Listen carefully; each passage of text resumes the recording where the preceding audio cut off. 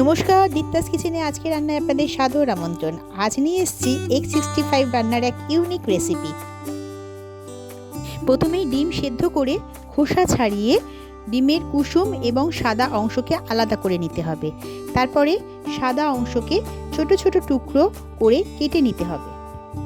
ডিমের সাদা অংশ টুকরো করে নেওয়ার পরে এতে একে একে দিয়ে দেব আদা রসুন বাটা, স্বাদ অনুযায়ী নুন, 8 চামচ জিরে গুঁড়ো, অল্প লঙ্কা গুঁড়ো, 8 চামচ কাশ্মীরি লঙ্কা গুঁড়ো এবং অল্প গরম মশলার গুঁড়ো, কাঁচা লঙ্কা কুচি, লঙ্কাটা তবে বুঝে দেবেন কারণ লঙ্কা গুঁড়ো দেওয়া হয়েছে, বেসন পরিমাণ মতন এবং একটি ডিম ভেঙে দিতে হবে। এরপরে সমস্তটা ডিমের সাদা অংশ, কাঁচা ডিম, মশলা সব একসাথে ভালো করে মেখে 5 মিনিটের জন্য রেখে দেবেন।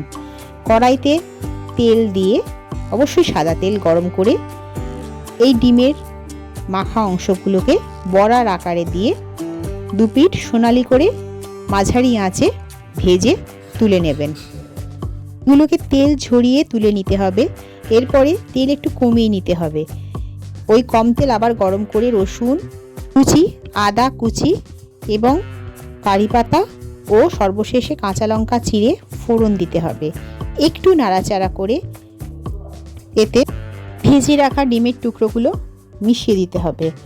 অল্প নাড়াচাড়া করে এতে আবারও দিয়ে দিতে হবে অল্প কাশ্মীরি লঙ্কা গুঁড়ো, অল্প ঝাল লঙ্কা এবং টমেটো সস।